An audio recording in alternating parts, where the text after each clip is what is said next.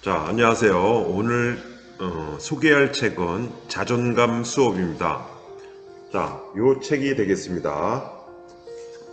저자는 윤홍균 의사입니다. 자, 윤홍균 정신건강의학과 의원 원장이고요. 중앙대학교 의과대학을 졸업했으며 동대학원 의과대학원과 박사과정을 마쳤습니다. 자, 경향신문, 한국일보, 레이디 경향, 월간 생로병사 등의 글을 쓰고 있으며 EBS 부부가 달라졌어요. 자문이 교통방송 귀로 듣는 처방전 상담위로 활약하고 있었습니다. 자, 주요 관심 분야는 자존감과 중독입니다. 자, 자존감 일부에 대해서는 그 전에 선생님이 한번 영상을 올렸으니까 그거를 참고하고 오늘 얘기하고 싶은 거는 어떻게 하면 자존감이 회복될 수 있을까에 대해서 이 책에서 중요한 부분을 발췌했습니다. 한번 보겠습니다. 자, 첫 번째, 대부분의 좌절은 지금 상황이 문제라기보다는 그 일이 진행돼서 결국 파국으로 이어질까봐 미리 걱정하는 게 문제입니다. 항시 걱정이 문제인 겁니다. 자, 막상 자신이 무엇을 걱정하는지 알게 되면 문제는 해결될 수 있다고 합니다. 그냥 막연하게 모호한 불안을 구체적이고 현실적인 불안으로 변환시키는 거죠. 해결 가능한 불안이면 해결책을 세우면 되고 불가능하면 포기하면 됩니다.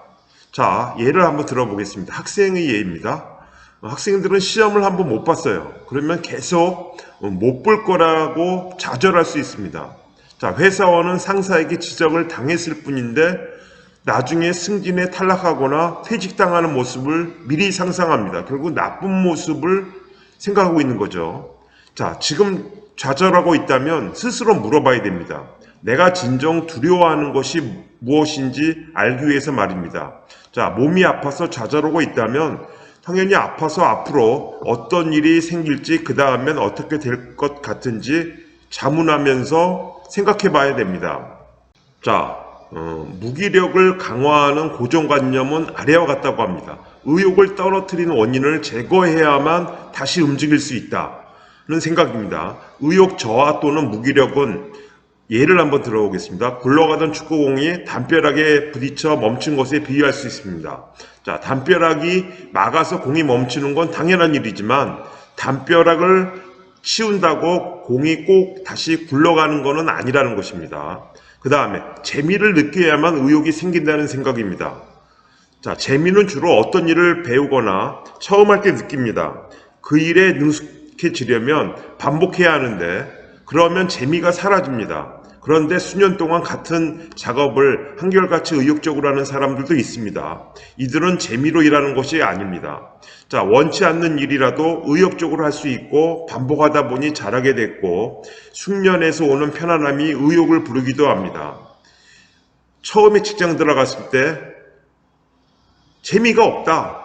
또 뭐 대학을 들어갔는데 전공이 재미없다고 해서 다시 공부하려는 학생들도 있을 수 있습니다. 이 내용을 한번 잘 보면 좋겠습니다.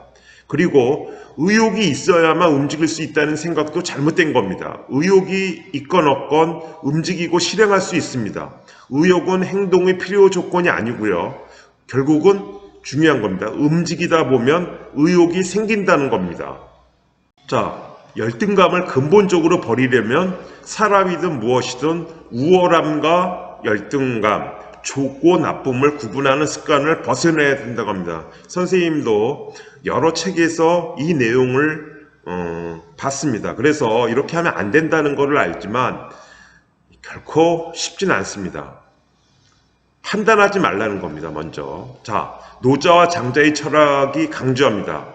이들은 세상을 쓸모나 귀함으로 평가하는 것이 얼마나 무의미한지를 알려준다고 합니다. 자, 장자 이야기 가운데 한번 들어보시기 바랍니다. 쓸모없는 나무에 관한 것이 있다. 자, 집 짓기에 좋은 나무는 찾는 사람이 많아 오래 크지 못하죠. 하지만 쓸모없는 나무는 아무도 베어갈 생각을 하지 않으니 걱정이 없습니다. 쓸모있는 나무는 잘난 체를 하다가 일찍 베어지지만 그렇지 않은 나무는 오래 살아남아서 동네 수호신이 되고 사람들이 휴식처가 되기도 합니다. 자, 요 내용 상당히 중요한 것 같습니다. 흔히 혈액에 산소가 많아지면 좋다고 생각하는데 그렇지 않다고 합니다.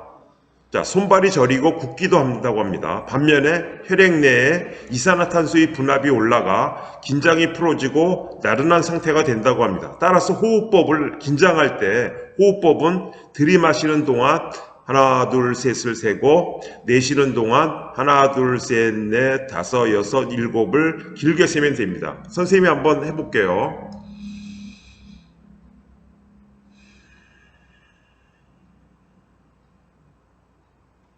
자, 이것은 긴장할 때 이런 방법을 쓰면 참 좋을 것 같습니다. 자, 자존감을 회복하는 행동과 실천을 가로막는 대표적인 저항은 아래와 같습니다. 결과에 대한 의심입니다. 결과를 의심하기 시작하면 행동도 더뎌집니다. 이는 자신이 없기 때문에 생기는 의문입니다. 이 책의 저자 윤홍균 박사는 어차피 실패할 것 같고 열심히 노력했는데도 실패하면 더 허무할 것 같아. 희망을 가져봤자 이루지 못하면 더 실망할 것 같아서 미리 포기하는 게 나을 것 같다고 생각을 할 수 있습니다. 자, 자존감이 건강해지는 과정은 합격, 불합격으로 평가되는 일이 아닙니다. 둘째, 실천에 대한 저항을 가지고 있습니다. 이론과 실제를 따로 생각해서 이론은 열심히 공부해도 실천하지 않습니다. 대부분의 학생들이 그렇게 할 수 있죠. 책을 읽고 깨달은 바가 있다면 그것을 실전에 적용해야 합니다. 이론을 실제로 적용하지 않는다면 아무 의미가 없다는 거죠. 셋째, 열심히 노력하다가 다시 원래 상태로 돌아가는 경우가 있습니다. 잘 하다가 어느 순간 무너진다. 그러면 역시 해도 안 되는구나 하고 실망하죠. 그런데 작은 변화라 하더라도 변화에 익숙해지기까지는 2개월 이상 걸린다고 합니다. 그 사이에 고질적인 습관이 재발하는 것은 결국 지극히 자연스러운 것이라고 합니다.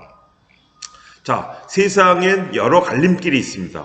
자, 하루에도 몇 차례 그 앞에 섭니다.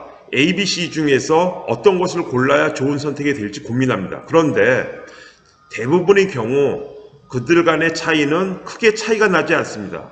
가장 쉬운 예입니다. 점심 메뉴 고르는 것과 비슷합니다. 짜장면을 먹을까, 짬뽕을 먹을까, 아니면 볶음밥. 어떤 메뉴를 선택해야 가장 현명한 결정이 될까요? 자, 사실은 셋 중에 뭘 먹어도 별 차이는 없습니다. 자, 여기서 중요한 것은 누가 선택했을지도 만족도에 매우 중요한 영향을 끼칩니다. 자, 회사에서 팀장이 오늘 점심은 짜장면으로 통일해 하고 결정해버리는 순간 달라집니다. 그 다음에 결정을 미룬다면 자신의 입지가 줄어든다는 점입니다.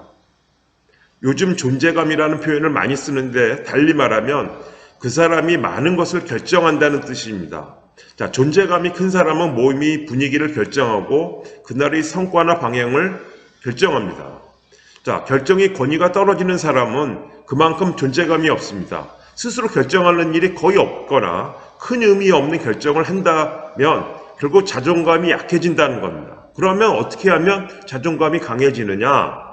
스스로 결정하고 그 결정을 존중하는 법을 훈련해야 됩니다. 자, 한번 연습을 하겠습니다.